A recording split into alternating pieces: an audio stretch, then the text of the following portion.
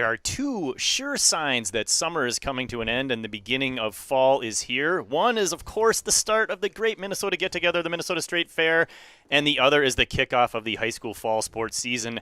As always, it is right here on Eagan TV. My name is Skip Newton, joined by Nathan Cron, my partner for years. Nathan, an exciting new season for the boys as they kick off here against the East Ridge Raptors. Couple of years going to the state tournament, of course the defending state title 2 years ago, but a new head coach this season. A new head coach. We're going to see some changes down there, starting with, as you can see the left side of your screen, folks, in the far distance, the Wildcat boys wearing black tonight, I guess. And we're going to see if those black jerseys bring them good luck. Personally, I've always liked the royal blue, but you know what? If black does it for you, if it creates goals and sets up the defense, great. That's fine with me. An interesting choice in the August heat on the turf. I mean, it's a nice I want to say cool 81 degrees, but because the humidity is down, it doesn't feel nearly as hot as it's been most of the summer. But still, 81 outside on that turf, you can probably add an extra 5 to 10 degrees, so it'll be warm. As we mentioned, the East Ridge Raptors coming in as the opponent tonight. It's a doubleheader as well for those of you watching at home. The girls matchup between these two high schools will follow this one at 7 o'clock. But the boys come in. They finished 9-3-5 a year ago. They finished second in the Suburban East, and that is a member of Section 4. Of course, as mentioned, the Eagan Wildcats, defending Section 3 champions, they lost in the quarterfinals in overtime to Maple Grove, but had a 11-win, 3-loss, and 4-draw season in 25. There's always a lot of turnover, so it's an interesting thing when the season starts to see, how are some of the old familiar faces gonna mesh with some of the newer players. Absolutely. The new players need to step in. And early in the season, as I think we've seen, Skip, for both the boys and girls, we've seen new players who are stepping onto the varsity field for the first time. There's some butterflies. There are some decisions that need to be made quickly that they're not always used to making so quickly. The good news for the Wildcats, as you see the teams lining up here, East Ridge taking the kickoff going north, is that the Wildcats have a core of players, including their captains, their senior captains, that are really going to give them what they need, hopefully, this season. All right, we have kickoff officially at 5:05. Eastridge started with the possession, but now the Wildcats have it. The starting 11 for Eastridge, we got Reese Creel as the goalkeeper. He's a junior. Alex Aguirre back there as well. Barrick Markshausen, Griffin Bach, Grant Stewart. Here's an opportunity for Eastridge. It's poked away at the last second by the Wildcat defense, and that's going to – did that make it on this side of the line, or we got a corner? I didn't see which side of that flag it went on, to be honest. The assistant referee, everyone is signaling goal kick. I think everybody is in a black uniform is lucky there because that sure looked like it was going to be a corner to me. And the assistant referee on the far side looked also like he was going to raise that flag had the East Ridge Raptor forward gotten to it first. So Wildcats dodging a bullet there. Almost conceded a corner they didn't have to concede. Yeah, the two outcomes I was thinking was throw-in or corner. It never occurred to me that goal kick was one of the possible outcomes of that play. But Eagan lucks out here. We'll finish up the starting 11 as we can. You see Colin Bray, senior, trying to chase that one down, but Eastridge defense getting that one. That one definitely went off of Bray. That'll be an Eastridge throw. So I mentioned Grant Stewart. We got Charlie Walker, Mason Grotbeck, Rowan Burt, Nico Combe, Lucen Espinoza, Splichal, and Ashton Guile for Eastridge. Carson Knopik, the senior goalkeeper for the Wildcats. Senior defenseman Nolan Jufer. Malachi Wendorf is a sophomore defender for the Wildcats. Ben Galbari, a co-captain on defense back there for his senior season. Colin Bray, we already mentioned him, playing up front. Graham Johnson, co-captain as well, back in the midfield. And the hero of the state championship game with the hat trick, Zan Oliat, one of the co-captains, finally in his senior season. Feels like he's been around for a long time. Jackson Seehafer, another co-captain out there. Kevin Katora, another senior. Kadir Hussein, senior as well. And then junior Hunter Kerber finishes up the starting 11 here for your Wildcats. Yeah, the Wildcats definitely are going to look a little bit different. Actually, up front, I would say, Skip, they look in the midfield and even up front as we have our first foul here against the Raptors, giving a free kick opportunity for the Wildcats. But noticeable is the absence of Big John Tesdall playing center back, who had been a stalwart for this Wildcat team for so many seasons. Interesting to see how the new center backs come into these games. Also a factor on these free kicks was Tesdall would often go up and use that height to try and leverage that to get a goal. Of course, he's moved on, graduated. Good luck to him and the rest of the graduating seniors from a year ago. I believe that's a foul called against the Wildcats, so 1 apiece here early on. Just a reminder to everyone watching the high school games, 40-minute running time. There's no stoppage time in high school soccer, and only 40 minutes per half instead of the 45 for those of you who enjoyed the World Cup as much as I did this summer. That one's easily picked up by Kanopic.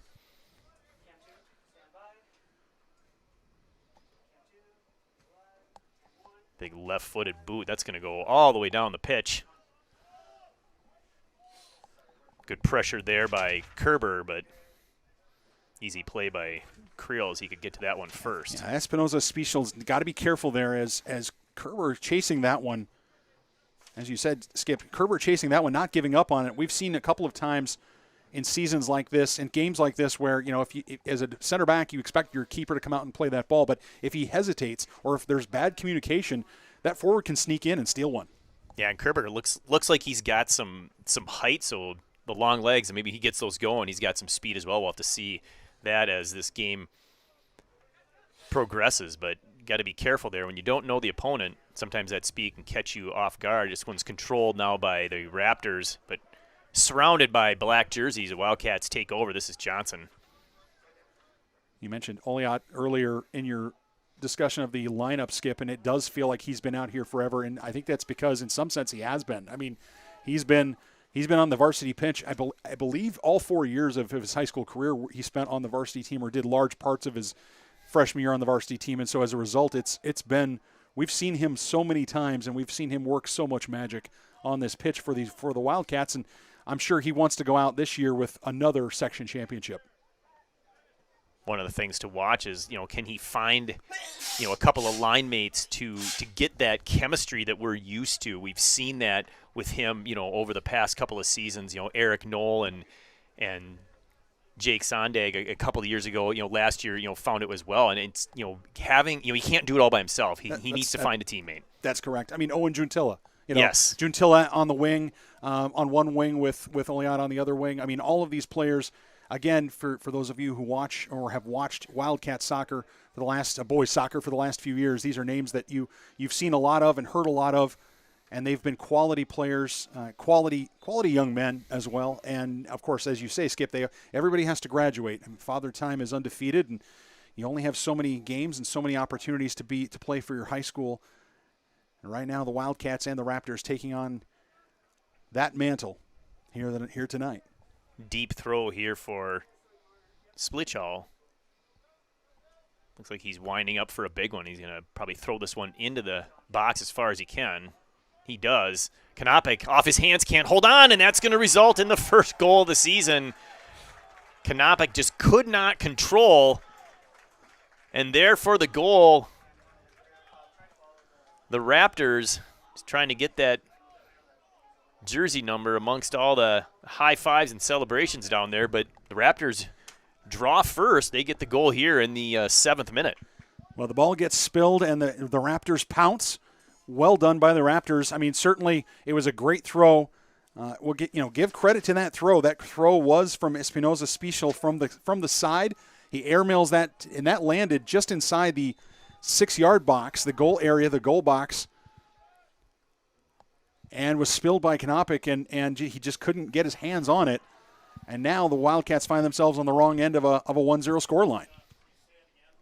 Certainly not the way that Kanopic's earlier first opportunity wanted to go there.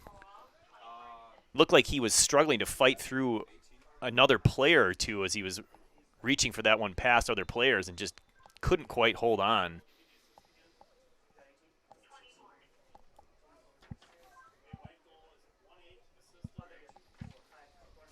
The goal was scored by Nico Combe, but we'll get the official announcement in just a minute. The assist on the throw to Espinoza Splitchall. Foul called here against the Raptors.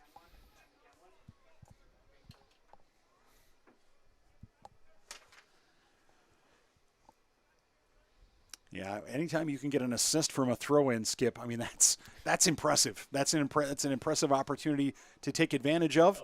Wildcats are going to have to counter. I mean, they've seen it now early in the game. If the Raptors keep getting these deep throws, they're going to have to be careful. Number 18, Nico Combe. The assist to number 24. So it is 18 Combe with the goal. Of course, his first of the season. Nice play through. An opportunity here for the Wildcats to get the equalizer, and they do! The goal is scored. And to nobody's surprise, it's Zayan Oliat. We were talking about the quality that he brings to the pitch, and he shows it right there. He takes advantage of the opportunity, and the Wildcats strike back, leveling up. I mean, they spent, 30 seconds down a goal, and now there's an equalizer, and the Wildcats, right back in this one. Momentum switches back, becomes even. Wildcats got a taste of what it's like to play from behind and said, all right, we're good. Let's get back to a draw. They get the equalizer early and gives them some of the momentum back. That was a really nice pass through to a wide-open Oliat, and as usual, he controlled that nicely. Was a little surprised to see that Creel did not come off his line to challenge, and I think once that decision was made, it was going to be a goal. Yeah, you fancy him to finish there, as you might say, across the pond. In the 8th minute of the game, the time of the goal 7 minutes 42. Jackson Seehafer with the assist, just a really high-quality pass there. Well, speaking of coach, and of course, as we should mention, new coach this year, as you mentioned, I think early in the build-up, Skip, new coach for the Wildcat boys, PK Anand, takes over for Josue Butuli as we have a foul here against the Wildcats and a little bit of demonstrative hopping around by Jackson Seehafer. But in any event, we have a new coach, and I asked him before the game, what's the PK Anand thumbprint on this Wildcat squad? He said, if I can clear my throat, he said, we're going to score goals. We're going to be offensive. He is not afraid to try to win a game 5-3. And I hope for all of us here on ETV that absolutely happens, because that's going to be exciting. Yeah, that makes for really an entertaining match. So we hope that plays out, especially if the number 5 becomes kind of the standard for this team. That's going to result in a lot of W's. The assist, Seehafer struggling to get through multiple Raptors, finally has to give that one up. Nice defense there. Jufer plays that one back over to Galbari. Back outside to Jufer, and then the far side of the pitch now trying to find Bray, but he didn't have the right position for that pass. Interesting to see Galbari playing in the middle. He did play a little, I think, maybe in the middle last season, but he tended to play outside back, if I'm not mistaken. Skip, is that right, or was he always in the middle? What's your recollection? Man, relying on my memory, if my wife were here, would say is not a good idea. But I want to say he played mostly on the outside. I thought so too, and so to see him in the middle, I think is a nod towards the graduation and opportunity for the Wildcats. This scoring chance is going to be halted by the offside flag. But another nice chance there for Eagan. Bray had a nice possession and play along the far side, played that one in, but the Wildcat forward on the near side just got into offside position. Well, and to finish the thought on Galbari, I think it's a nod towards PK Anand saying, look, we're missing John Tesdall, who's been our rock in the middle for 2 or 3 seasons, and so now we need to find somebody else who needs to step up and be a leader, and Galbari is that guy. He's the guy who's now moved to the middle, and he's going to be the quarterback of the back line. Nice touch pass to the middle. Couple of touch passes, give and go here. An opportunity. Left foot shot. That one's shut down. Kerber wins it back to Bray. Goes deep. Cross in. Can't find a teammate. Finds Kerber again, but he loses touch. Double team. Raptors cleared out of danger. Now they'll look to counter. one's slightly misplayed by Katora. There's been a Katora on the Eagan pitch for a few seasons. His brother moving on, but Kevin's still here, and that one's controlled by the Wildcats, and here's Bray with it now. Plays it long, but too long for Kerber.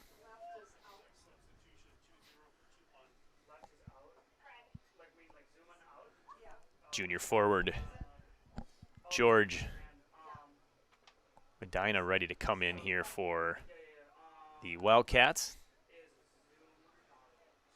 Important in this game for the Wildcats, especially the players who have not been on the varsity pitch before, to get on the pitch, have some success, get some touches, and get used to the speed of the game. Raptors a quality opponent from the eastern side of the Metro, and they're going to push these Wildcats, especially early in this season. Well, and another thing to think about and kind of pay attention to early with PK taking over is, what is his philosophy around substitutions? You kind of get used to a head coach after a few years. You kind of when to expect the substitutions to start, how many minutes do the starters usually play, at what point of the season does he completely change his lineup. We don't know what PK is going to do, even though he's been associated with this nice play there. Opportunity here, he's going to take the short shot. That one's well saved. The rebound, all Raptors there to gobble that one up, but Oliat takes this one back, and he's going to quick cross. A nice ball. I don't think anybody was ready for that. Oliat was facing the touch line and spun almost 180 degrees to get that center. And that is way more difficult than it looks. It was absolutely brilliant from Oliat. I love the play by Hussein. Not only does he win the ball in the corner, not commit the foul, he gets control of it. And I like someone who might have watched that play and said he should pass that across the face of goal. I love the left-footed shot. He was a player last year that sometimes had challenges with either decision-making or sometimes would get pushed off a ball. He's put on muscle. He's gotten stronger. He's gotten faster. And he's making good decisions. That was one of them. Unfortunately, fired it right at Reese Creel, so he made the save, but he couldn't control that. That was a blast. How many times? I mean, and again, I don't know if he's a natural lefty or not, but how many times do players like that try to force it onto their right? But that time, he just took it on the left. And really, at this level, that shouldn't be a concern, especially from where he was on the pitch. I mean, he was well inside the penalty area. Got some substitutions coming in now for the Raptors. Number 4, Elaine Simby checking in. He's going to come to the near side. Looks like Markshausen checking off. Might have been another one. We'll see if we can get that new one as well for Raptors. I'm not sure about the official scorekeeper on the other end of the press box, Skip, but if my stats are correct, I think both teams have one shot on goal, one shot on goal, and both teams have one goal. The second shot, of course, was just the one we saw by Hussein for the Wildcats. Just now, but yes. So I guess when was the last time you were at a boys soccer or any high school soccer game where both teams scored on their first shot on the goal? Exactly. I mean, that's what I was setting up inartfully, but that's where I was going. He said PK wanted to be offensive. Scoring on every shot would definitely accomplish that goal. Wildcats controlling at their midline. Some pressure by the Raptors. Nice job back there by Juford to relieve that pressure, but now this pass temporarily turned over. Kind of give and take here. Seehafer can't quite get there. Simby. Nice pass, splitting the Wildcat defenders. Oh, it looked like a handball as he went down, he lost control. Goes down to prevent himself from falling and ends up putting both hands on the ball. An honest error there, I think, by Griffin Bach. Just kind of looked funny from up here. Every so often, Skip, you and I have been calling games for a while. We've both been soccer parents for a while. Our kids have, many of them have graduated. So we've been, this isn't our first rodeo. Every so often you see something like that and you say to yourself, that is something I've not seen before. Yes.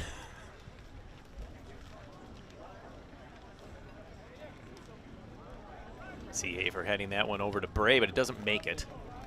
Played into touch right at midfield by the scorer's box as those people are burning up in the warm sunshine. Again, still a nice 81 degrees. So it's chipped over, not quite far enough, looking for Hussein. Right idea there by Oliot. Remember, we talked a little bit about in the lead-up, Skip, about players being in different places. Oliot usually the last 2 seasons has played outside. He's played a wing or perhaps a center forward, but usually outside and up front. Notice where he is now. He's playing the 10 position. He's behind the forward, which allows him to touch the ball as much as possible. Also allows him to set up his teammates. I think that's a good move by Coach PK Anon. Yeah, I do too. Get the ball in the possession of your best, most skilled players as often as possible, and they're gonna do something good with it more often than not. Nice turn and pass there for Simbi. Draws a couple defenders, plays it back. Looking for Stewart. That one's tackled away and into touch. It'll be a Raptor throw.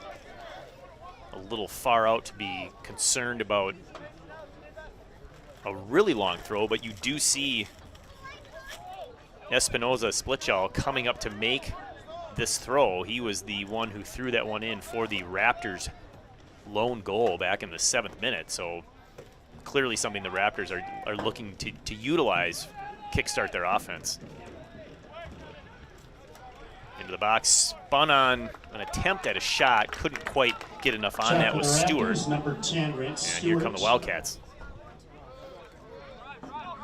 Bray plays it up, offside position, the flag goes up. Yeah, good call by the assistant referee. You and I both had good eyes on it as well. And no question about that the Cats, Medina head straight into an offside position. Either Medina or Medina. We'll have to figure that. Well, I'll talk to the producer at halftime.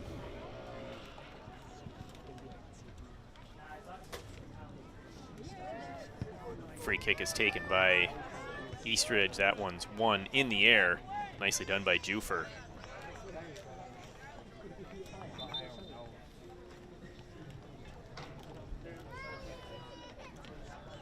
Looks like Wendorf's going to take this throw. We got Bray stepping off the pitch. 2 substitutions for the Wildcats. Onto the field, Felix Smith, number 14, and Andrew Countryman, number 16. Andrew Countryman, number 16, Bray, and number Felix 8, Smith, number 14, and stepping Peter on. Hussein, number 17. Mentioned that Bray stepped off as well as Hussein.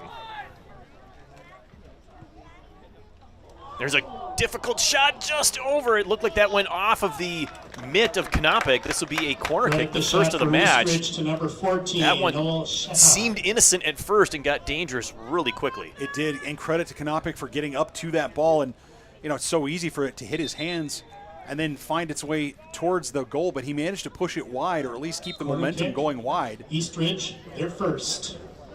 Konopik and all the players looking into the sun now. This one's played on the ground. There's a shot, and there's a goal. It played all the way on the ground, somehow gets through, and the Raptors have their second goal. That was something off the training ground, Skip Newton. Did you see the dummy? Did you see the dummy? I'm sure you did because you're Skip Newton. But for the folks at home, one of the Raptors made a demonstrative run through the box and stepped over the ball, freezing everybody. And on the back end, and we'll have to get the number precisely who scored. Number 15. That was a Charlie Walker goal. There you go. Walker there for the left foot tap one time off the corner. So we've had a throw in from that side, from that corner. We've had a corner there resulting in the 2 Raptors goals, and they're back out in front here 2-1 in the 20th minute. No, but it was a brilliant dummy to freeze everybody. Everyone thought the Raptor player moving in front of the group would play that ball. Instead, he let it go right under his legs. And Walker on the backside just tapped it in. I mean, again, if you're a coach, you draw it up that way. That's exactly what you want to see. Charlie Walker, the assist to number 8, Griffin Bach, in the 20th minute of the game. The time of the goal, 19 minutes, 35 seconds. Assist. Raptors goal. And now we've got another Walker. Long throw coming from Assisted by Espinoza. Griffin Bach, the time, 19:35. So the Wildcats identifying something in the first half of their first game, their set-piece defense in their own box. Need to tighten that up a bit. This one's flicked on, side netting. Well, even that, it went side netting, but that sure looked like the East Ridge player, and I couldn't tell who it was. I think it was into the game for the Raptors, number 9, 15. Abanisha. I think it was 15, Charlie Walker. I think the guy who just scored the goal. Yeah, I think it was 15, but did a nice job of getting his head to that ball, and it was really close to being on frame, Skip. So both of the center backs for the Raptors getting involved in their goals, Walker and Splitchall. Wildcats working this one out of their own penalty area. They bring it across here. Katora plays that one a little far over the head of Oliat. He's going to try to win this one back. Simbi for the Raptors. Gets that through Oliat's legs, and now the Raptors control back to Splitchall.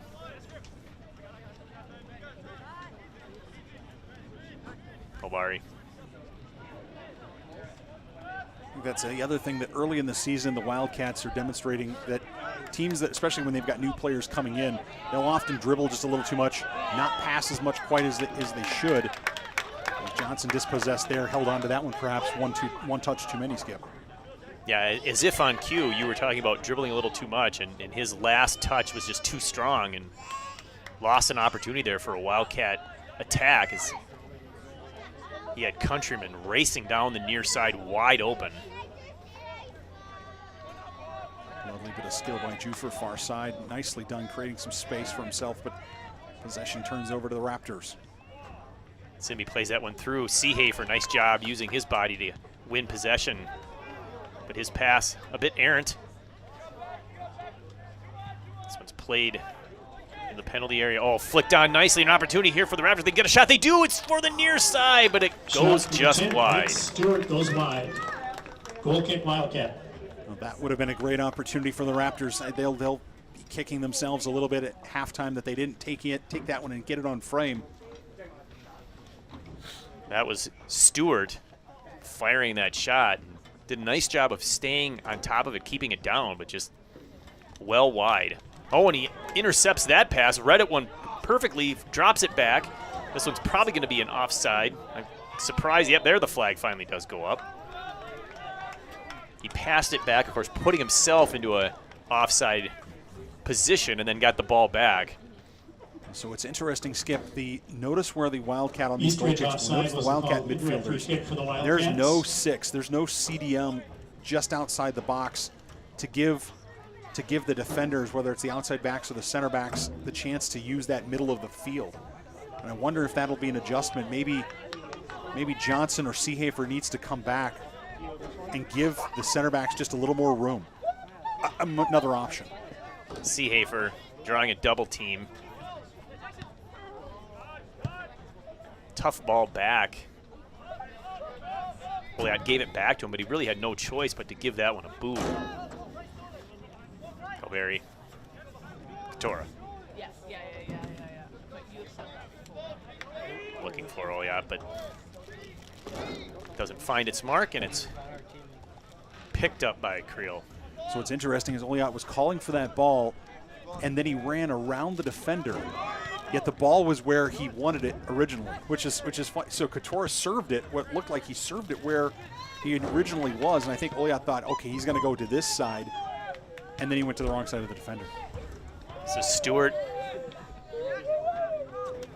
tries to beat his defender, tried to beat Galberry Goal kick, Wildcats. around the edge, but played that one quite strong. Aiden Bannigan into the game, going out. Malachi Wendorf, number 4. Malachi Wendorf getting a breather there as he steps onto the Wildcat bench. Wildcats down 2-1 here. Just past the 25-minute mark. This one's touched out nicely. An opportunity here if Medina can get there. He does. Plenty of time for the defense to get in their position. Back to Medina. He's going to find Johnson in the middle. Johnson trying to find a lane, searching for Oliot. Can't get it through that defense. This one's flicked down by the Raptors, but nobody home. Easily taken by Jufer. Katora plays that one off of Simbi. This will be a Wildcat throw-in.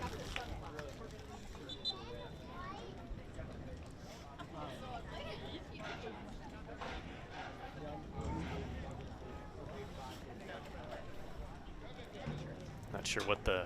Oh, we got a substitution coming for the in. Wildcats. Number 6, Jesse Easterwood onto the field, going off number 13, junior defender, placing Kevin Katora. So first shot here for Easterwood.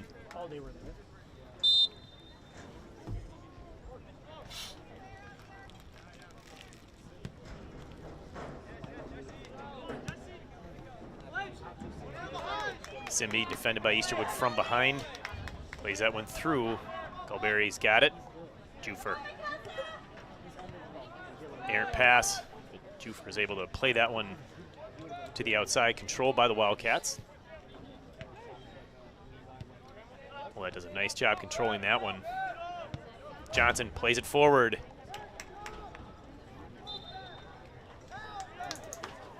Is that going to be a foul or a throw? I believe this is a foul.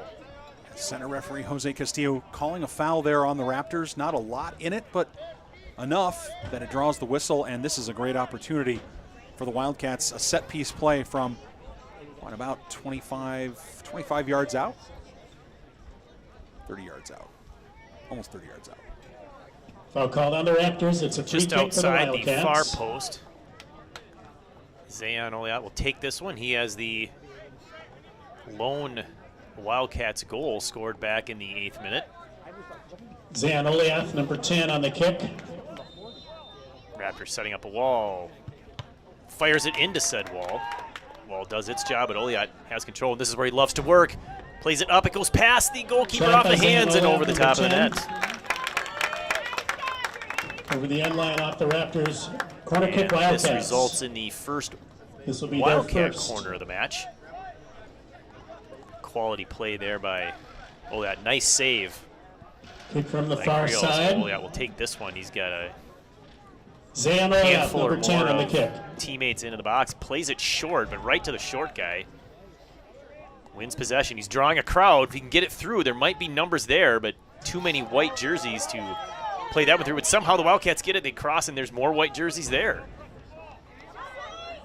Right now, it must feel like the Raptors are playing with 16 out there. It's just nothing but a sea of white in the penalty area. Yeah, great defense, good interior lines that time by the Raptors, doing a great job of blocking both of those crosses. Cats might have to go up a little higher instead of, they're going to have to be, they're going to have to do something 6 feet in the air, more than 6 feet in the air. We'll say it that way. When I wonder if they're trying to avoid that, with the center backs for the Raptors are pretty tall, and maybe they're trying to go low instead. As you mentioned, missing some of the height that you've seen from the Wildcat team from a couple of last seasons. So that could be a factor in that strategy as well. See how that plays out.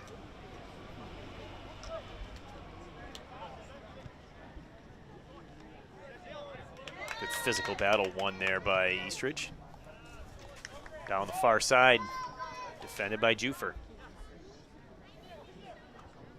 East Ridge brings that one to the middle. That cross was blocked. And here's Oliot drawing a crowd. I don't think he realized. Oh, and he gets it back. I didn't think he realized the player was there. And he's going to go up and over. Unable to control was Eagan, unfortunately. So that attack really died before it got started. Oliot's got the ball at his feet. He needs guys to make runs. He needs guys to communicate with him so that he's able to serve it where they want it to be. That time it just kind of came in kind of just high and slow, and then Medina had to make some sort of play on the ball, but really couldn't quite trap it down as he was being covered by a Raptor defender. Easterwood will take this throw here in the 31st minute. First half of the 2026 varsity soccer season. like to amend something I said earlier in the game, Skip. The black uniforms with the blue, there's blue trim on them, which is something we couldn't see until the guys actually took the field. The black uniforms with the blue trim, I think, looks okay. I think it's okay. What do you think? I can get used to it. I mean, generally speaking, black uniforms usually look really good. An opportunity here for the Wildcats if they can get there. They do. Oh, and he overruns it. All that effort to get there, and then he missed the ball. It was great effort. Felix Smith was on his horse, won the ball there. I mean, he really covered some ground quickly and then just had it go off his foot and couldn't control. Well, we saw Smith last year, Skip, and I think one of the things that stands out in my mind about Smith's game is that athleticism, that speed. He is fast. And now he'll just have to try to put it all together. Nice step up there by the Raptors defender. Going to go deep to the corner. Plays that one in, Kanopic. Right on top of that.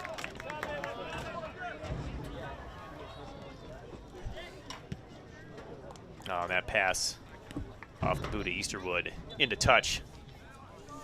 Substitutions, both teams. 2 for the Wildcats. Colin Bray, ETV number Sports 8. is sponsored this season by Hunter Imagine Carter, number Eagan. 21, back in for the Wildcats. Reserved seating, reclining chairs, the large format EMX screens, gourmet snacks, and more. Make Imagine Eagan your home for the movies. For showtimes and more, visit imagine-entertainment.com.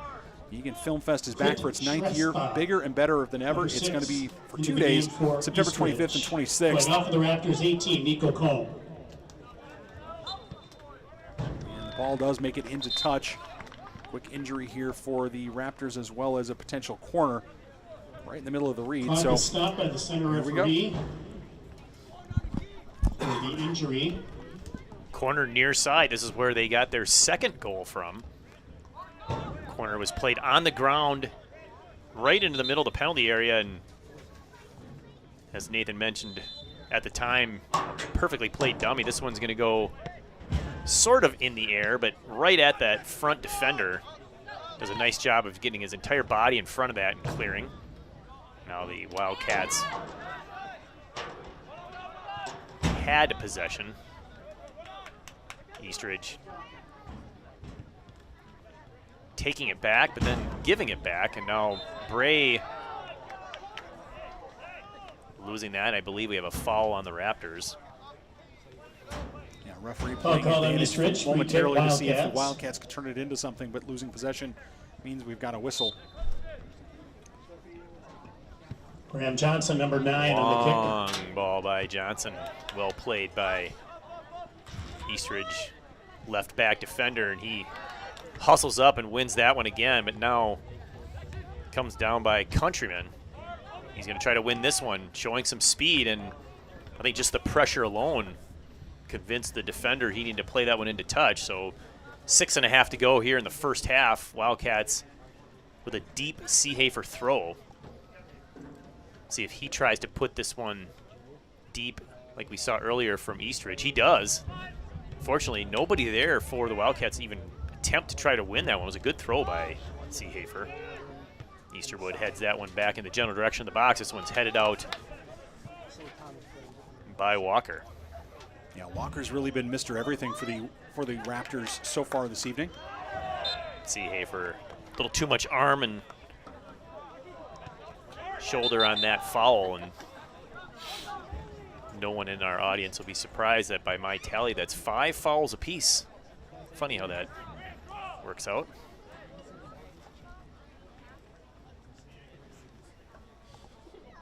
Referee having just a brief word with Mr. Seehafer, making sure that he understands that it was a foul. I blew a whistle. We can move on. With Lucian Espinoza. Well, it's the second time in this half that he's had to have a conversation with Seehafer. So you don't want to get too familiar with the center ref. Oh, not for conversations. Well, you appreciate that. I do appreciate that Seehafer plays with a lot of passion, and at the same time, we want to make sure that let's reserve the yellow cards for situations where we come in with a crunching tackle, as opposed to dissent. Yeah, or a good professional foul to prevent an attack. Yep. Bray is looking for a pass, and now he commits a foul. Oh, he is the receiver of the foul. I called that one wrong. Foul called on East Ridge. Free kick Wildcats. Or I think upcoming. they're calling that before, that maybe he was being held as he was advancing. So that was a delayed call. That makes more sense. Okay. Graham Johnson, number 9. Johnson with an opportunity to put this one into the Wildcats. penalty area, although it's from straight on, which actually is a tougher angle for the people receiving the ball. Of course, with Tesdall, he'd just shoot it from there. It wasn't a bad ball from Johnson. Unfortunately for the Wildcats, nobody able to get on the end of it. Raptors. Right, yeah. That was had nice pace, had some nice height, kind of floated in. The challenge there is you're kicking it straight at the goal, and so the people that are receiving that either are facing the ball, so their back is to the goal. They have to try to flick it on. It's a real tough angle. You can't get a good head for a redirect shot out of the air. A lot of times you'll see teams when they get that straight on from that far out, they'll just play it to the side, change that angle, and see if they can't get it in from an angle. This one's one into touch by Splitshaw. It'll be another throw here for the Wildcats. Final 3.5 of the first half. Wildcats trying to get that equalizer again. Nice job using his body there as Kerber brings it back. Looked for his teammate Countryman. Clearing attempt off of Countryman, but a throw here for East Ridge. Easterwood heads that one in. This one's going to come down to Seehafer. I think he felt he was pushed from behind, and the center referee agrees. Yeah, not much in that, but an easy one for the center referee. A push from behind, and Cats running out of chances here in the half. Just under 3 minutes to go. And you know, Skip, you got a sense that the Cats really could really use one here before the end of the half. Get some momentum back heading into halftime. Colin Bray on the kick.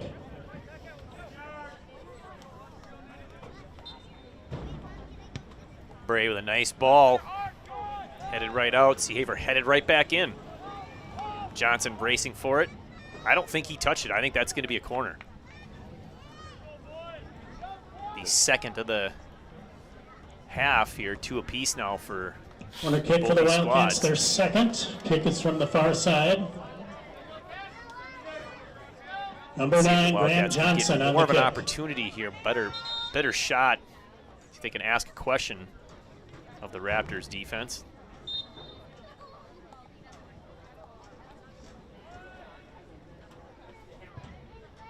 Tries to hook that one in. It does come down. No shot yet. Just a hodgepodge of players.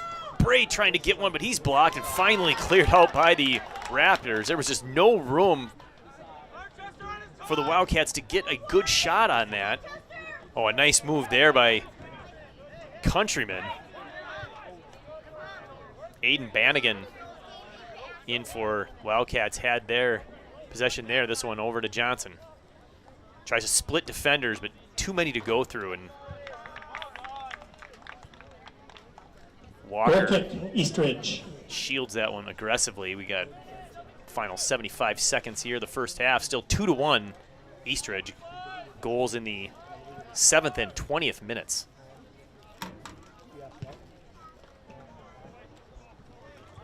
One minute remaining in the first half. 1 minute. It's a race down the far side. Raptors win the first touch, but too strong. That one off the boot Goal of kick, Wildcats. Noel Chate. This will be a goal kick for Eagan.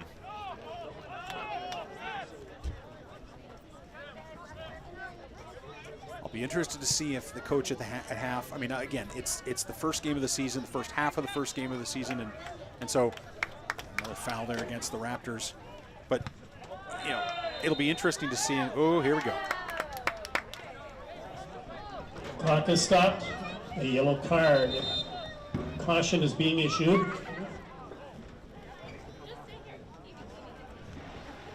So the yellow goes to number 9. Melkesa Abanesha. Yellow card caution is called against East Ridge. Failure Number to respect 9, the distance. Yokisa Trying to Abanisha. slow the free kick. 20 seconds to go and change, and see if the Cats can heave this one down into the penalty area. Nice ball by Johnson. Bodies go up, bounces off a couple of players and played out, and that's going to do it.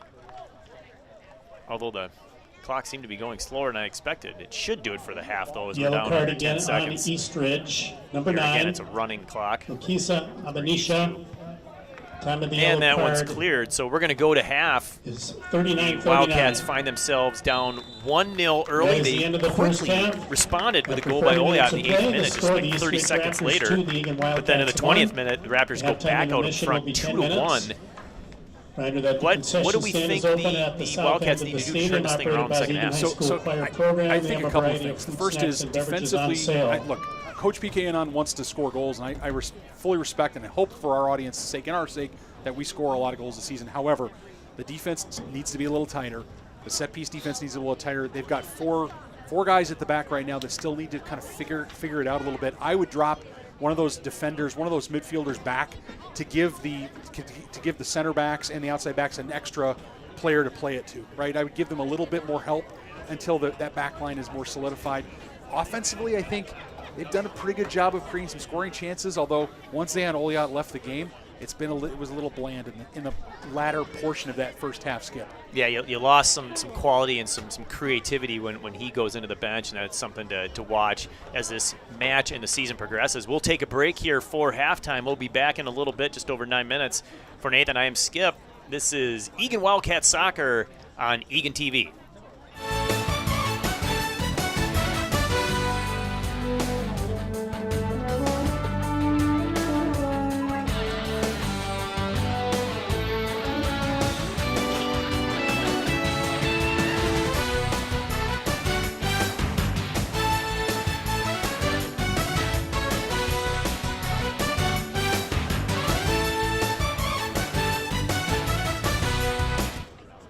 Entertainment, proud sponsor of the Eagan Film Festival.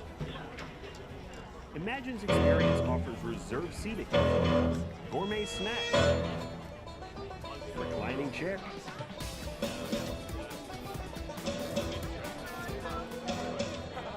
This program is brought to you by Imagine Entertainment, proud sponsor of the Eagan Film Festival. Imagine's Experience offers reserved seating, gourmet snacks, reclining chairs, and more. Make Imagine Eagan your next destination for your movie-going experience. Imagine Entertainment, the magic of movies, and more. Hi, I'm Holly Mulholland, the Fire Chief of the City of Eagan Fire Department. I'm coming from the Deputy Chief of Operations position with the City of Eagan Fire Department, and I'm really looking forward to taking some time to get to know our personnel even more. And now I think it's really about honing in on those best practices and taking the department to the next level. I think one of the really great opportunities that the fire department has is to continue to build on the strong foundations of data analytics. We've put a lot of work into reviewing our data and building data dashboards. And I think we're ready to take that to the next level and review what kind of data we're collecting and what benchmarks that we have set for the organization. And that way we can continue to use data in our strategic decision making. My bachelor's degree is actually in professional horticulture. And as I graduated college and was starting a family, I kept feeling this pull into serving the community. And someone I was working with at the time actually asked me, have you ever thought about the fire service? And after I looked into it, I was really excited about it and I was all in and never looked back. Outside of work, I enjoy spending time with my family. I also really enjoy canine training, and I have a certified live find urban search and rescue canine. His name is Rory. I'm proud to have been selected to lead the City of Eagan Fire Department. 3 goals scored in that first half. Here's a summary of the first half goal scoring. Scoring for East Ridge in the 7th minute. Number 18, Nico Combe. The assist, number 24, Lucian Espinoza Splichal. Time of the goal was 6:15. Scoring for the Eagan Wildcats in the 8th minute, number 10, Zayan Olia. The assist, number 11, Jackson Seehafer. The time was 7:42. And then scoring for the East Ridge Raptors in the 20th minute, number 15, Charlie Walker. The assist, number 8, Griffin Bach. The time of the goal was 19:35. One yellow card caution was issued in the first half. In the final minute of the half to number 9 of East Ridge, Elkisa Abanisha. The time of that yellow card was 39:39.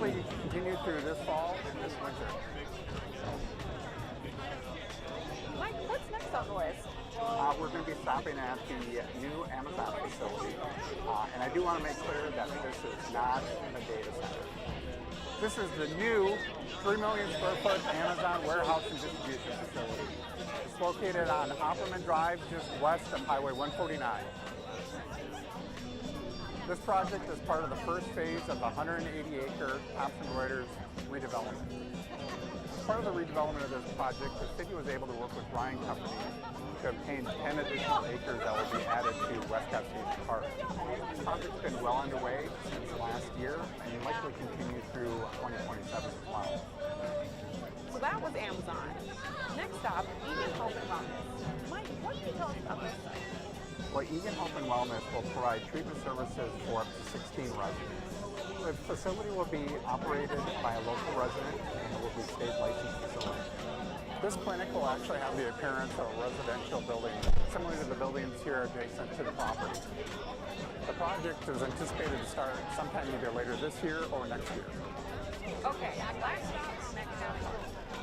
Yeah, Metcalf Park will be the redevelopment of the former Metcalf Middle School, consisting of 35 acres. This 35-acre property will involve a mix of market rate apartments, senior cooperative, twin homes, and townhomes. It's located on Diffley Road, just east of Highway 13. Construction hopefully will begin in 2027.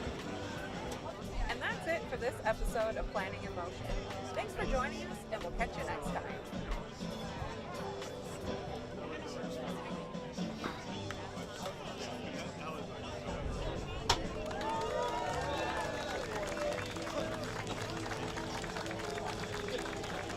We just dedicated a statue to our female veterans. What could have been just a simple take off the blanket and show the statue has really turned into a moment of realizing how many female veterans there are here just in Eagan alone. We asked several soldiers to step forward, and the speeches they gave brought everybody to tears. A history book tells you what happened. A memorial makes you feel that cost. When you stand before a statue, you are not reading about sacrifice. You are standing in its presence.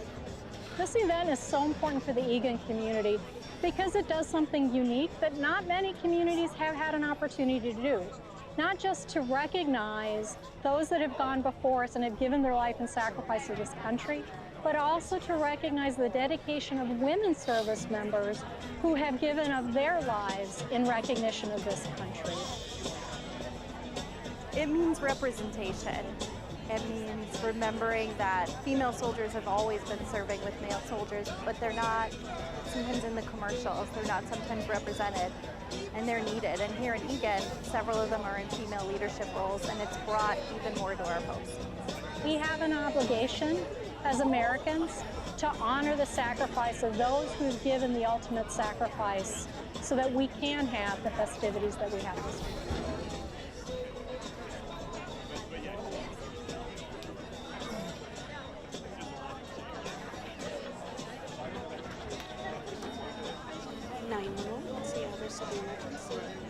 When you call 911, we'll guide you through. Just try to stay calm and focused and answer the call for this questions. The first and most important information that we ask is the address and location of the emergency. From there, the questions being asked will depend on the emergency being reported. All the information you provide ensures that you get the right help as soon as possible. At Dakota 911, the role of call taking and dispatching is split. While the call taker is speaking with you, their partner is already dispatching emergency services to the location needed. Dakota 911 has tools to recognize and support communications in multiple languages. An interpreter may be brought on the line to help support the call. Listen carefully and I'll tell you how to do chest compressions. If you have a medical emergency, Dakota 911 provides pre-arrival instructions, such as CPR, until responders can get on the scene and take over. Seconds save lives, so the sooner we can intervene and provide care, the greater the outcome. In an emergency, call if you can, text if you can't.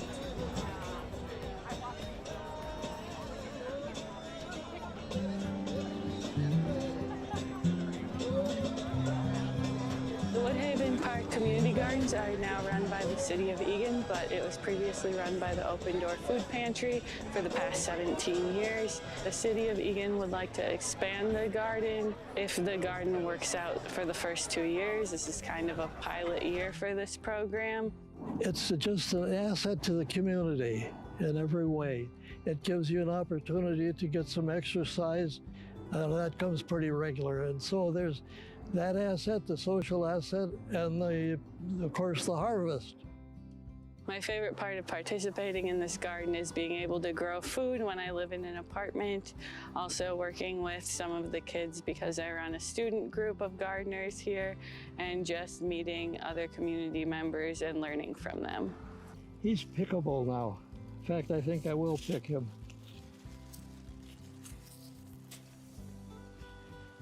Perfect. The seeds are small, and he's full of flavor, and when you get him out of the icebox, he's nice and crisp. It's wonderful.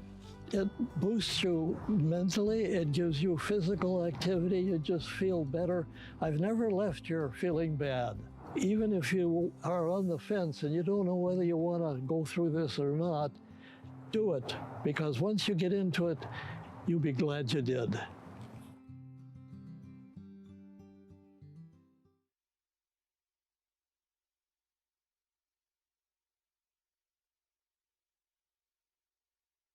Eagan High School and Wildcat Field for the home opener, the season opener for Wildcat Soccer. My name is Skip Newton alongside Nathan Cron right here on Eagan TV. Getting ready to kick off the second half of the opener. The Wildcats wearing their new black uniforms. They're going to be going right to left. Found themselves down 2-1 to the visiting Raptors from East Ridge. And Nathan, before we signed off the first half, we talked about some things we want to see differently. The defense, especially on set pieces down low, is kind of a big one. I think it's going to be a big one. I mean, we talked about it at halftime off air, and the Wildcats in the last couple of seasons have had players like John Tesdall and people like that to really get up and take charge of balls in the air and really direct traffic. And those players are gone, or they've graduated. It's up to the next generation of Wildcat players, the next generation of defenders to step up and say, okay, now we're going to take the mantle and we're going to carry it forward.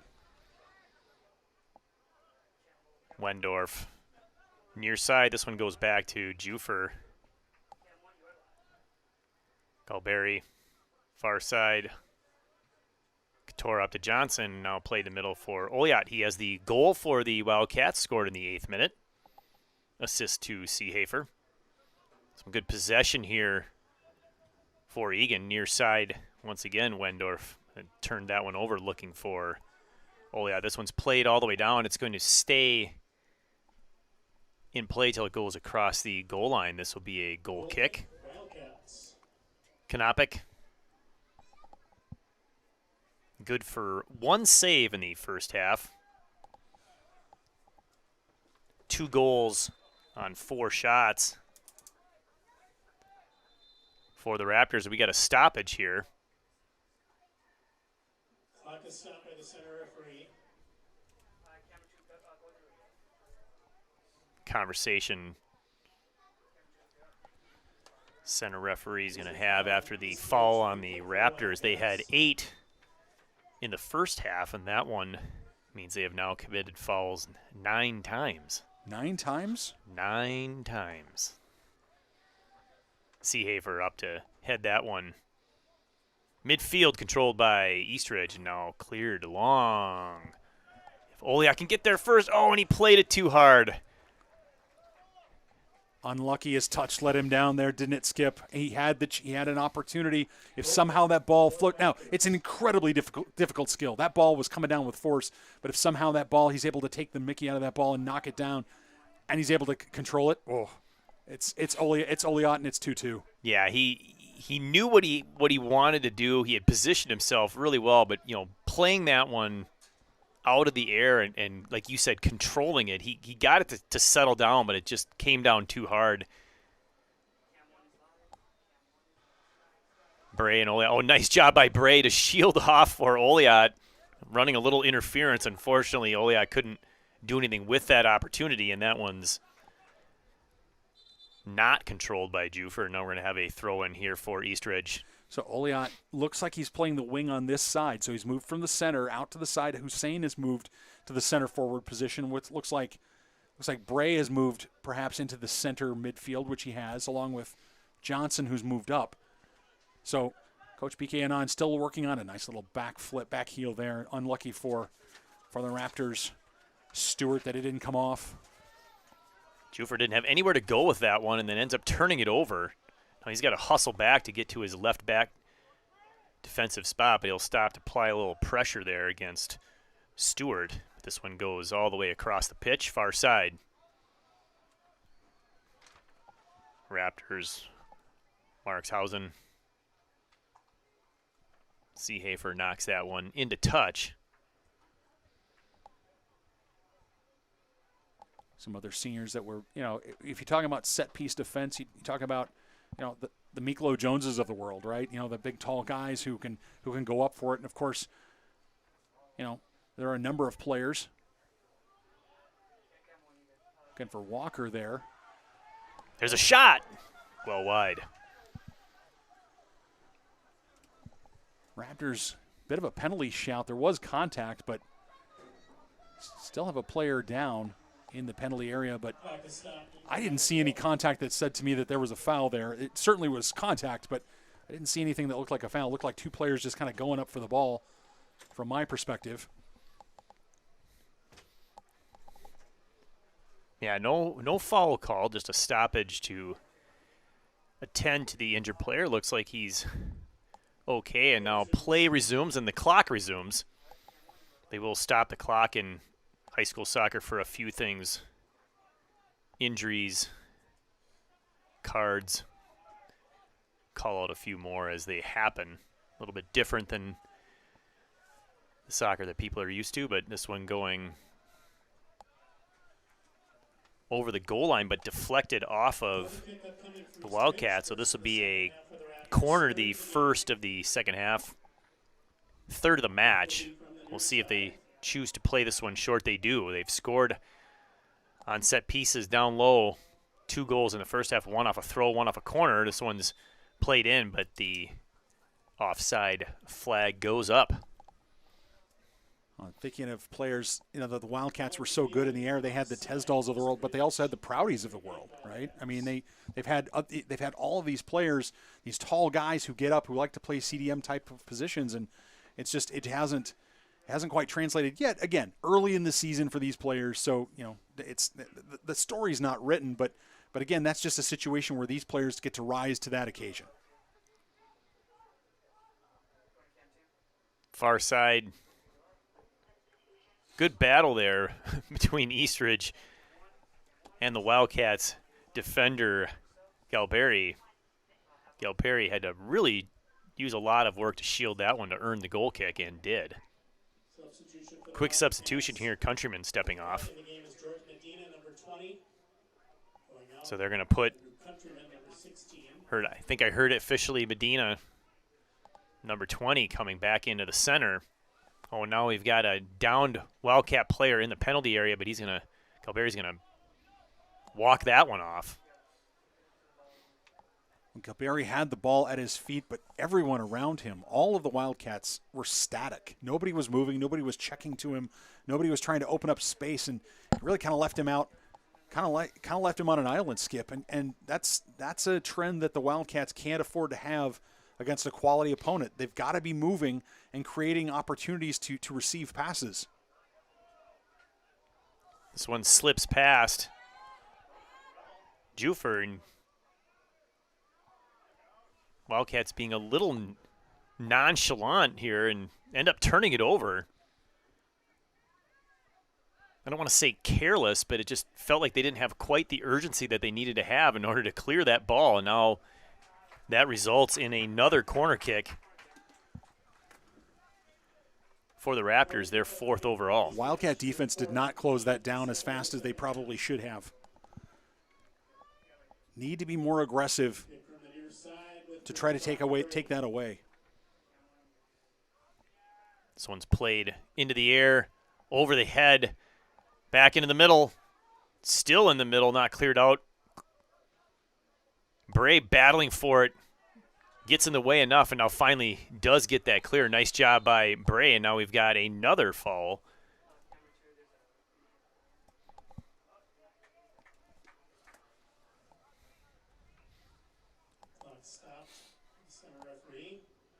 Good aggressive physical defense there by Bray, ensuring that the Raptors really didn't get any sort of a shot as a result of that corner kick. So Walker does pick up in the 47th minute. Walker picks up a yellow card. Now that might be interesting, Skip. Walker not only scored a goal for the Raptors, but he's been a stalwart at their center back position through this whole game. He's been very active. He's also been a target on a lot of those set piece plays. We'll see if this either keeps him off the field. We'll see if it changes how he plays. He's played well tonight for the Raptors, but on a yellow card means on a yellow card. Walker is the holder of the go-ahead goal right now for the Raptors. He scored their 2nd goal back in the 20th minute off of a corner kick. Might be able to see the girls warming up there on the far side, passing behind the boys' benches, and some of the Eagan girls in front of us down here in the stands. And, of course, we'll have Wildcat girls and girls action here starting at around 7 o'clock. Oliat draws the foul, really leaning in, and the Raptor defender didn't do a good job of just keeping his hands away, and so it looked like he pulled him down. This one's played in by Johnson. Finds the turf, but does not find a black jersey. Opportunity goes begging there for the Wildcats. Like to see somebody get on the other side of that set piece. That was a nice service ball in. Wildcats were waiting on that ball instead of attacking it in the air. Whether you're the defender or the offensive player, you've got to attack these balls in the air because the players you're playing against are just too physical, too fast, and are going to jump in front of you if you don't. So Cats there, I mean, not every player has to attack it in the air, but whoever's closest needs to attack in the air, either knock it down, turn it on goal, whatever the option is. Wildcats coming out with this one. Everyone moving together to this side of the pitch. Bray quickly defended. That one gets back to Jufer on the back line. Johnson plays this one in. Far side opportunity. Hussein, can he get there first? He does. He taps it past the goal. He's going to go in. Oh, it's well saved at the last second. A huge save for Splitchall. And he's livid with his teammates for letting that happen. At least that's the body language that I would read. Chance still for the Wildcats. Hussein just couldn't get enough on that one, or that's a goal. Just a little bit harder, and he's got the net. Yeah, goal line clearance by the Raptor defense. I'll tell you, Skip, if that's the kind of thing that is going to keep the Raptors in the game, if you're the Wildcats, you'll take it, right? Goal line, goal line clearances are definitely not what the defense wants to see. This one's played in, but just too deep. Oliat trying to get on the other end of that one. Good to see some pressure here for the Wildcats, starting to ask some questions. Knopic goes up with it. Fortunately, Wendorf had done a nice job coming back and giving him a lot of space and a lot of options. There was no defender in the area. Wendorf just too many dribbles. Good defense that time by the Raptors. And, I think with Knopic, we're seeing a real difference in the goalie position, right? I mean, we after years of watching Zach Rojas, right, in the back, being very comfortable. Knopic maybe a little less comfortable with the ball at his feet so far in this game. We'll see if he comes into it as the season progresses. Nice spin by Hussein. Looking for an angle. Fires a shot. That one's blocked. Can he get the corner out of this? Yes, he does. Well, that's two great plays by Hussein in the last couple of sequences in the offensive half. And as we said, Hussein last year was still really, I think if I could describe it, was really finding his depth on the varsity pitch. This year so far, again, small sample size, he really looks the part. In swinger. Fires a corner in the middle. Katora gets it down. Bray comes up trying to fire a shot on Hussein, trying to get there as well. No shot cleared. Still in the penalty area. Contact. Good hustle there by Jufer, but can't win possession. Got some substitutions coming in, and we'll talk about our sponsors for the first time for Wildcat Soccer. Affinity Plus Credit Union, 401k Plan Professionals, 721 Sports Bar and Grill, Ansari's, Don and Pablo Borean Realty, Eagan Football, Eagan Hockey, two great Eagan programs, Hy-Vee, Itasca Wealth, Jimmy John's, Neb Doctors, Park Dental, Raising Cane's, Thorson Homes, Twin Cities Orthopedics, Union Fitness, Urgency Room, Wave Soccer Club, and the Willie Team Edina Realty. Thank you to all of our wonderful sponsors for your support of Wildcat Soccer here in the 2026 season.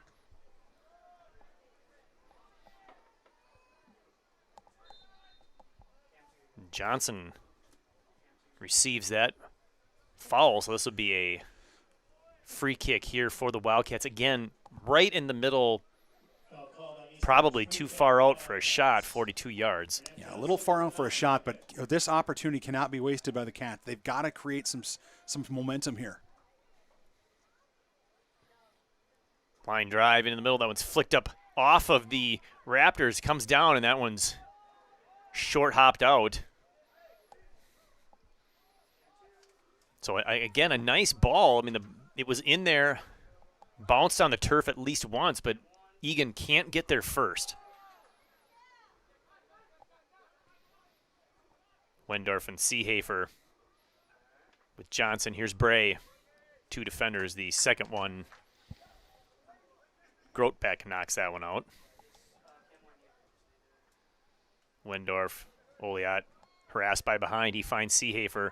He's going to play that one. Oh, it's a nice ball to Hussein. Can he get there first? He taps it towards the goal. Can't get enough on it. Nice save made. No shot recorded, no save recorded. The offside flag was up. It's funny. I thought maybe if Hussein had taken a tighter angle and come to that ball, he might have had a better chance at it, Skip. But as it is, he's so far in this half, he really has created the offense or the offensive pressure for the Wildcats. So hard to fault when he's the one doing the work. That one looked like it went off of his arm, and it did. Got that up there in a unnatural position. No harm, no foul, hopefully. And Konopik cleanly plays that one. The first goal for the Raptors bounced off of the hands of Konopik, and the rebound was hammered home for the first goal of the season. Couture over there trying to win possession, battling with Simby, but that one into touch. It'll be a Wildcat throw.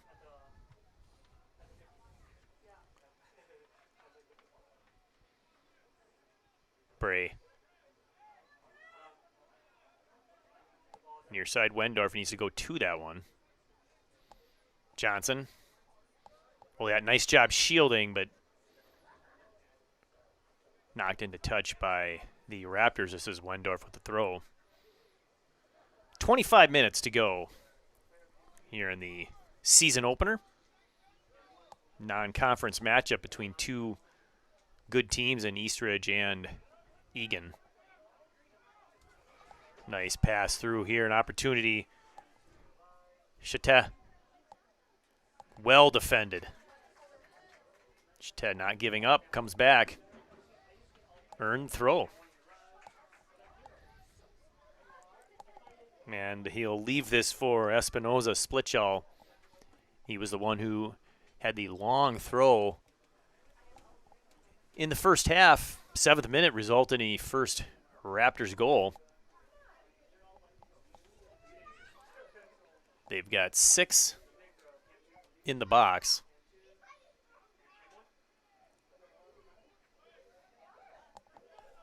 Headed out nicely by Jufer. This one's played wide.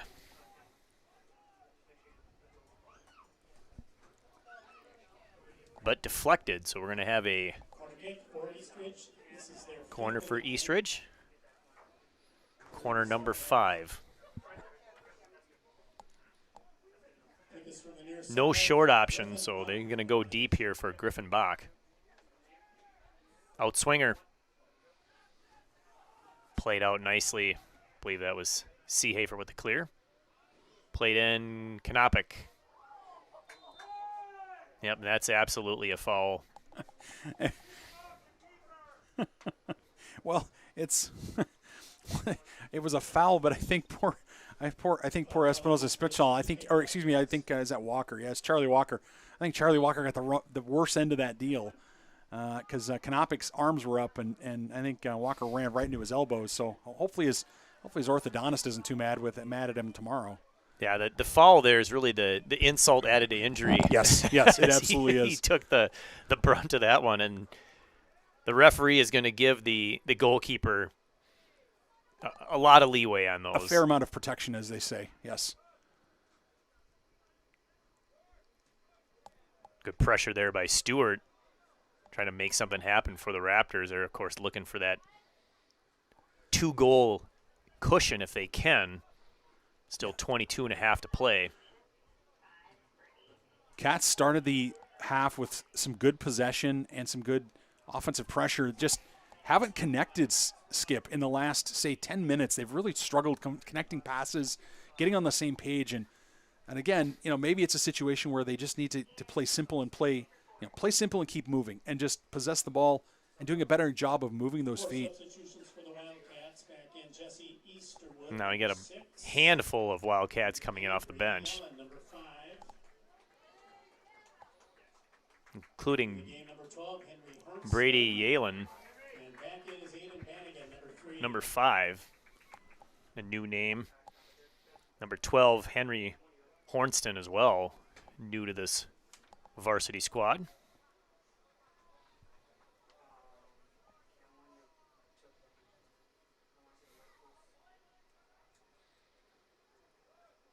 Flick down in the middle. Raptors have it.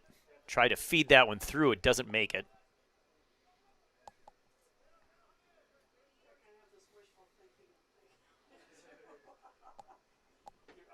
Yellen and Hornston were playing around with that one in the middle.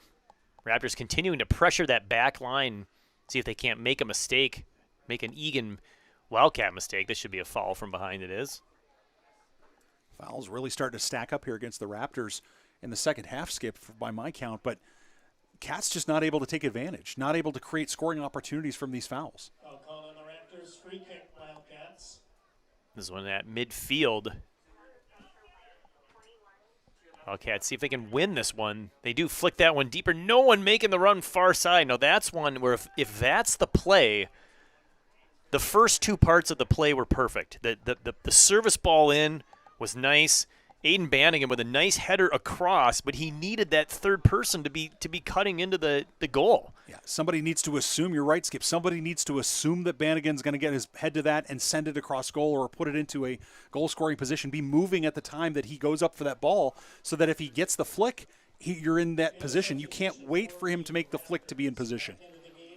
And you certainly can't expect him to shoot from that far out. I mean, he's not putting a header in a dangerous position on frame anyway from that far out. So yeah, Bannigan did absolutely what he was supposed to do.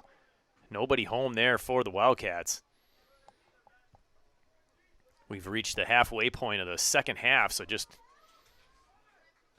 minute number 61.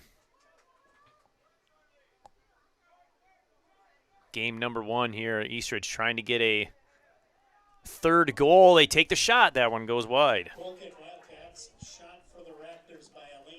Not too many shots here for the Raptors. By my count, second half, only a couple of shots. Nothing really even on goal for the Raptors, despite having 3 corners. And the Cats need to find a combination, Skip, that's going to give them some offensive, something offensive. Number 15 is into the game, going out number 2, Nolan Jufer. Familiar name from last season, Andrew Simonson. Give the Wildcats a little bit of height on that back line. Yeah, I think the last few really good scoring chances for the Wildcats have come from the foot of this guy, man right here, Hussein. Nearly scored both in the first half and the second half.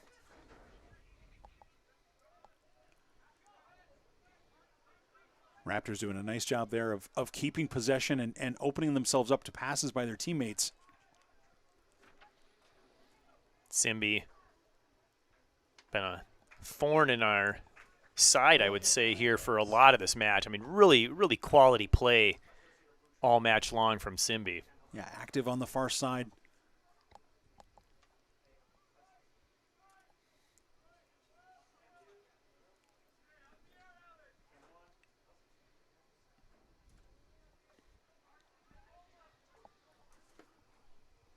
Waiting on the goal kick here.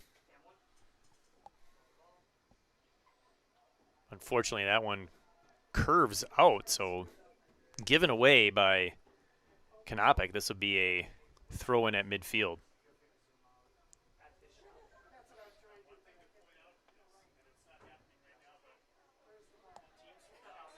Yeah, push from behind there, foul called.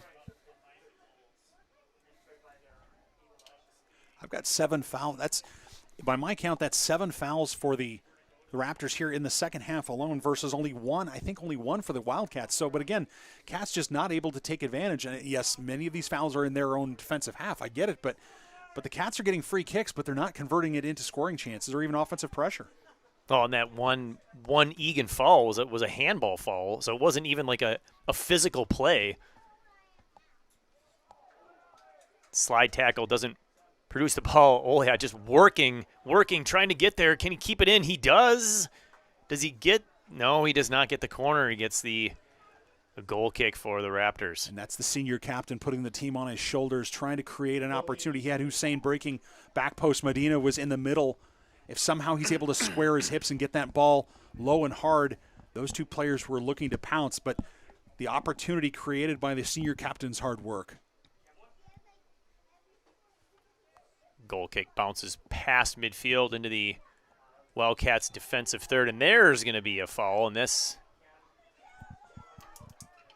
is it going to result in a card? I would not be surprised. Raptor bench livid. Unlucky that time that the Raptor player went down and unfortunately ended up on the pitch, on the on the track on the far side, which is going to leave a little bit of turf, more than just a little turf burn. It stings. There was a collision. It was outside over the touch line. Not intent in it, but certainly a collision, certainly a foul. No question about that. And everybody, for some reason, going back to their benches. Taking a water break, almost looks like. And I think he does have the yellow card out now, so I think he's going to give a yellow on this one. So Galbari picking up a yellow card here in the, I assume they've stopped the clock. Yes, they have. It's 16:07 to go.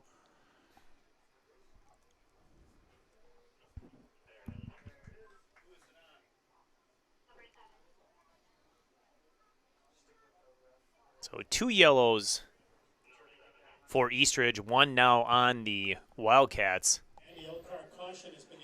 Galbari. And Skip, we should probably thank and talk a little bit about our award-winning ETV crew. We have executive producer Josh Sibley, director is Ravi Butler, And our cameras tonight operated by Carter Bain and Sandra Krebsbach. Thank you so much for making us look and sound good here for the Wildcats, covering things here on ETV. And again, all of that information, all of these games are available on etv.com and on the YouTube channel. So you can go to that. You can watch games from years ago. I'm not sure why you'd want to, but if you're a parent who likes to relive the glory days like Skip does, then you can go back and watch to your heart's content. I have been known to put on an old game or two and check out some of the more entertaining ones that not only I've witnessed but had the fortune to call. The 2020 section championship game against Rosemount was one in the Dundas Dome, one of my particular favorites. Reminder to our viewers that game number 2 coming up after this one should be right around 7 o'clock or shortly after. The girls for both of these schools, the Raptors and the Wildcats, kick off their season. And now the clock has started. We're down to the final 16 minutes. Wildcats still looking for that equalizer. Oliat plays this one long into open space. Hussein gets there first. Nice job there. He plays it through. If he's onside, this is going to be an opportunity to tie the game. He does! The goal is good! He's onside, and just like that, the Wildcats have the equalizer they were looking for. So Medina from Hussein, and it brings the Wildcats level at 2. Beautiful ball from Oliat to Hussein, far side. Hussein controls.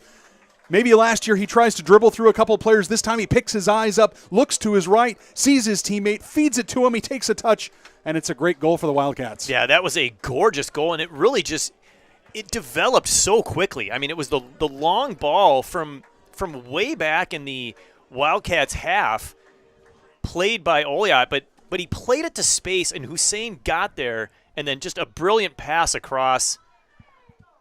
The finish for the Wildcats.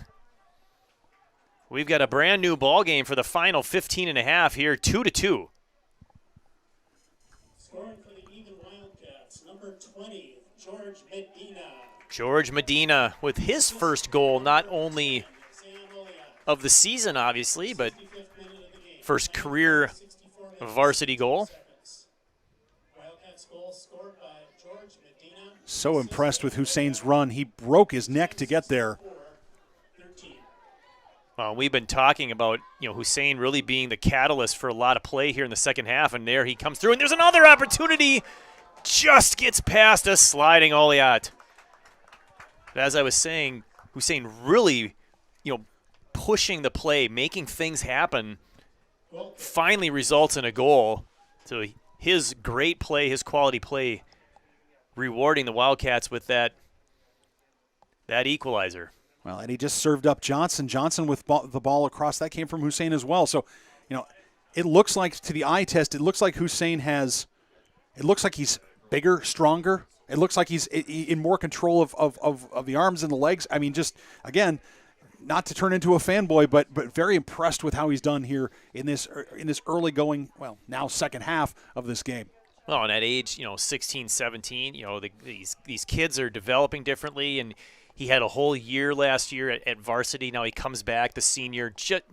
The confidence has to be there, and I think from that perspective, a game of this quality from Hussein really could boost his confidence moving forward, and that'll be something that could benefit the Wildcats for the rest of this high school season. And it will be an exciting season, as it always is for the Wildcats. There's an opportunity for East Ridge. They play that one across, intercepted, but gets it back. Left foot shot. It's a good one. And it's just wide. That was a little tricky to see as it went wide of the net, but hit the back of the net. Yeah, if you blinked during that shot, you might have thought it was a goal. Absolutely. It even looked like the ball was sitting in the back of the net, and I'm looking on the pitch, and I'm like, boy, the Raptors seem really disinterested in that goal, so clearly it's not in the net. Johnson. Near side, Bannigan. Couldn't find Oliat. Well defended. Bannigan hustling back. Nice job defensively. Prevented any sort of counterattack as that one was laid off for Ashton Guile. Substitutions, one for each team for the Wildcats. Kevin Katora checking back in for the Wildcats for the final 12.5 minutes. Milkisa Abanisha back in here for East Ridge. Abanisha also playing on a yellow. Here's Hussein trying to set something up. Wildcats looking for that go-ahead goal in their first lead of the match. Loses possession. Drew the double team. Hussein didn't really have a whole lot of places to go there. He had two defenders in front of him, and he had guys breaking in the middle, but just unable to unload that left foot to try to get a cross in. It looked like he wanted to maybe take somebody on, but credit to the Raptors, they were not giving him any space. Kalbari, nice hustle there. Into the Raptor bench. So we've got two players down. Everybody's holding their legs.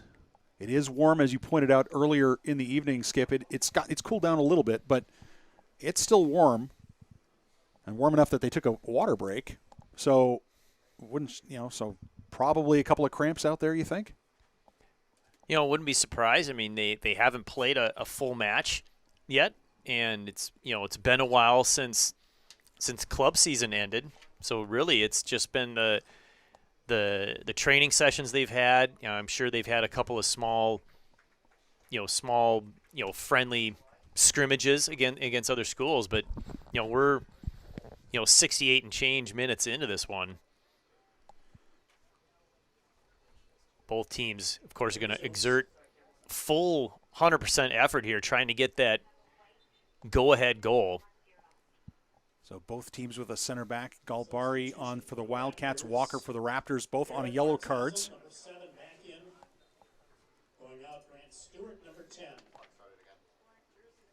Markshausen checks back in for East Ridge. Nice job going down, winning possession. Oh, nice flick up front. Good effort there, Hornston. Hussein. Nice pass through to Oliat.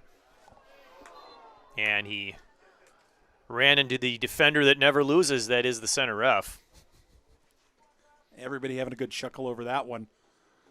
Although Oliat's thinking to himself, hey, you know what? I had a little momentum there. I kind of would have liked to have kept that. He had some space. Just a bit of bad luck there for Oliat. Yeah, Katora loses it, gets it right back from the Raptors. Raptors say, no, that's okay. Here's the soccer ball. I'll let you play with it. Throw in at midfield for the Wildcats.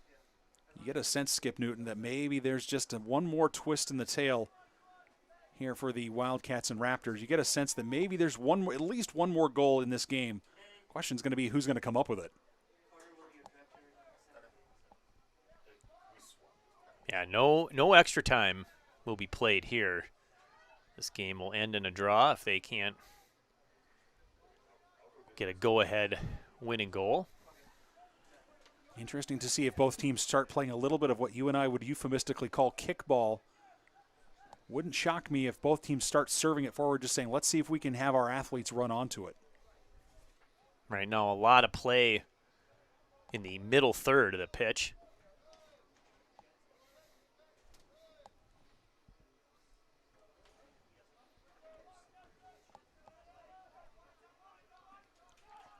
Finally breaking through are the Raptors, far side. They've got a few guys back on the 18. Had he played a negative pass, he had about 3 white jerseys just getting up to the 18. But fortunately for the Raptors, he's able to earn the corner. Kick is from the far side with Griffinbach, number 8. Griffinbach, the right foot, this will be an in-swinger. Lays it in there. It's a good one. Played long, played back in, but that one was into touch, so it'll be a goal kick. Just a little strong off of Bach, but otherwise a good ball. a substitution for the Wildcats, Jackson Seehafer, number 11. Back into the game, going out, Felix Smith, number 14. We'll have to see if Jackson Seehafer, checking back in, can, one of the senior captains. We've already seen a senior captain for the Wildcats, and Oliot put the team on his back and go. And we'll see if Seehafer can step up into that opportunity and step up into that role here, because Wildcats just need a little bit of magic, Skip. They just need somebody to step up, create something that gives them a chance. We have another opportunity here for Graham Johnson to take a free kick. We've seen a lot of these off of all the fouls called. Goes far side. Seehafer's going to get this one in the corner with some space, but I believe they called either offside. So he must have been offside and then came back, which a bit silly to be in that kind of a position with such a far kick. Yeah, that's a bit of a surprise.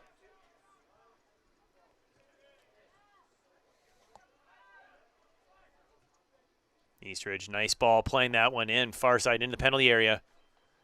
Couture defending. Still defending one-on-one. East Ridge, looks like they earned yet another corner. This is the 5th of the half, 7th overall. Yeah, Markshausen doing a nice job there of earning the corner. He wasn't going to be able to beat Couture to create a scoring chance, but he earns the corner. And let's face it, for set-piece plays, the Raptors have been pretty successful tonight. So it's played in nicely. Knopick can't get there, but defense helps out. Fortunately, it was nothing but Wildcat defenders as they swung and missed on their first clearing attempt. It wasn't the most confident clear, was it, Skip? It looked a little bit like an ant scramble. Oh, and they didn't realize it. They actually probably could have cleared that safely and advanced it out instead of just playing it in touch, but taking no chances. We've seen longer throws from split jaw, but this one headed into touch. Should be another goal kick here. Actually, they called a foul. Oh, they did? Okay. They did get a foul on the push. It came off a Wildcat head, but there was a push from the back. And by my count, that's the 9th foul against the Raptors in this half. Yes. Oliot somehow brings that one down nicely. Tried to find his teammate Medina, who had the last goal for Eagan. Scored the equalizer in the 65th minute. Seehafer with the throw. Got some substitutions coming in for both teams, and unfortunately for the Wildcats, Hussein, who's been arguably their best player in the second half, stepping off. He just must need a break, as he's got to be gassed. Nico Combe, number 18, and Grant Stewart, number 10, back in. Tough to control there by Johnson. Had to play a bounce where the spin on the ball made that a little tricky, and defender there for the Raptors was able to clear it.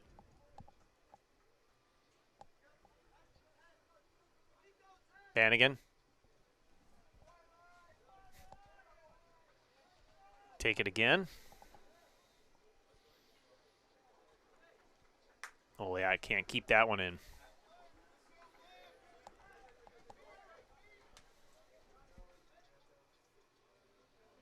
Bannigan knocks it away, but straight to the Raptors, but controlled there by Hornston. Now all the way back, this will be Knopick.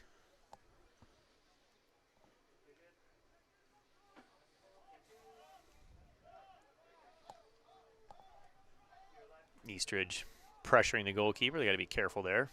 They have already had one guy knocked down.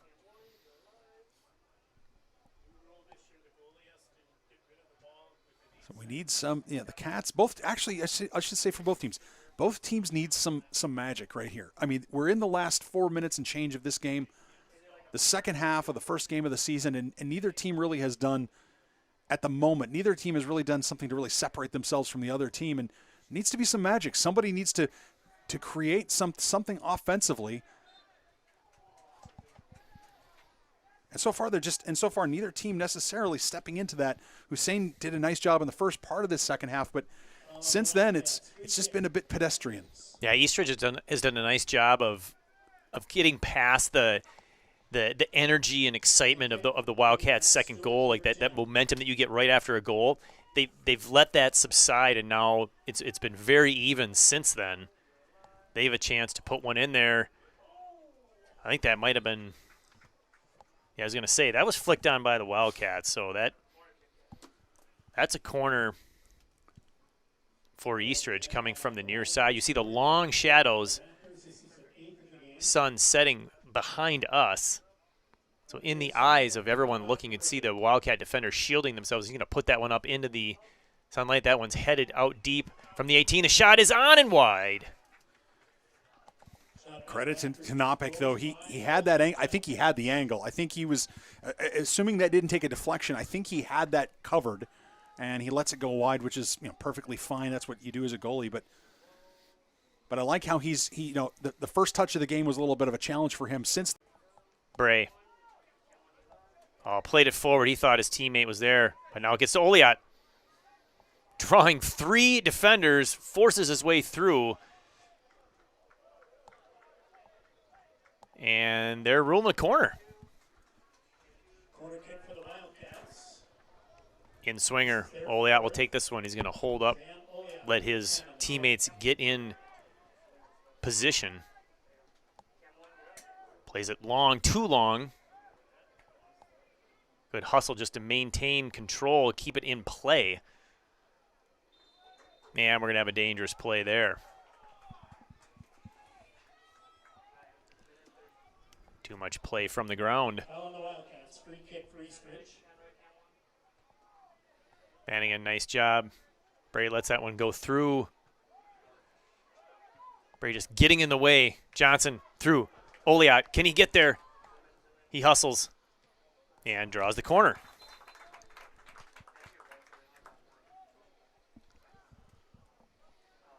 Draws the corner, a little bit of a conflagration right near the penalty spot. One of the Wildcats got dumped. No foul, though, certainly. Yeah, I think he'd like to put this one be a little bit closer to the goal where they could one-time it in. We'll see what they attempt here. He does that, but still a line drive far side. That could have been intentional, actually, judging on where his teammate was. Wildcats need to find a way to get a shot here. Bannigan's going to lob one in there. This one's interesting, but it's too far. It was interesting, and it had our interest for the first 2/3 of the flight. Last third, just a little bit high. You could see it coming. Yeah, and you could tell that Creel made that same assessment, like, nope, this one's going over. I'm fine. 26 seconds to go here in the opening match. Raptors one final push. That gets stopped. Bray gets there. Here come the Wildcats for a final opportunity. 15 seconds. Bray goes down. And the ball played away. We're going to have a yellow card caution for Espinoza. And this is a great yellow card by Espinoza Spitschall because he's going to have to leave the pitch. But a great yellow card because he does not allow the Wildcats to take this free kick quickly by kicking the ball, pounding it into touch. So 10 seconds left. I'm a little surprised Knopick's not up for this. I mean, there's no way they're going to get down. If this ball ends up in the 18, there's no way it's going to get all the way to the other end. Might as well send everybody forward. Johnson's going to tee it up. 10 seconds to go. Every Wildcat should be moving and running into the penalty area. Perhaps a twist of the tail for the Wildcats. They will resume. Free kick Wildcats. He's got enough of an angle where he could lob this in, try to land it around, 7-8 yards, equal with the far post. If he doesn't put this on frame. I don't think he's going to put it on frame. He does not. That's exactly what he's aiming for. I'm not sure what the whistle was for.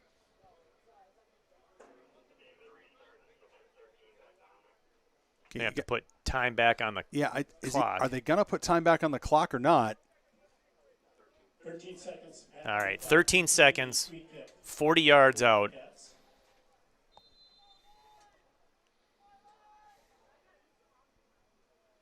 Johnson, line drive, headed out farther than that kick went, and that should end the match. Johnson got a little careless there. Doesn't matter. So we saw some less than positive defense early, but they seemed to clean that up at halftime. That's what we were looking for. We were hoping for more goals. They had some opportunities, though. A 2-2 draw, how do you feel about that in the opener? It's a fair result for both teams. Fair result for both teams as neither team really distinguished itself. And you watch this match and you say, which team deserved to win? And the answer is neither team. Really, neither team really separated themselves. We saw some really good stuff from the Wildcats. We saw the emergence of Hussein as potentially a really big threat down the side or even through the middle for the Wildcats. We also saw their defense, as you say, gel a little bit in the second half. We saw the Wildcats keep a clean sheet in the second half, which is, you'll take it, right? For the Raptors, on the other hand, we saw some good play, but we also didn't see, from my perspective, they're going to need a little more creativity offensively, right? So the set piece plays are great, but you can't count on a keeper to spill the ball like that. You're going to have to do something to break down defenses. Their pressure did a good job, but didn't quite create the opportunities that they were looking for. So both teams have stuff to work on this week, no question about that, as they get ready for the next upcoming games. Yeah, absolutely. The goal scored by the Raptors, Nico Combe and Charlie Walker. The goal scorers for the Wildcats, Zayon Oliat, and the first career goal, George Medina, the equalizer here in the second half. That will do it here from Wildcat Stadium for game number 1. The final score, once again, East Ridge 2, Eagan 2. We'll be back for the girls match coming up next. For Nathan, I am Skip. We will wish you a very wonderful evening and hope to see you back for the girls game. So long, everyone.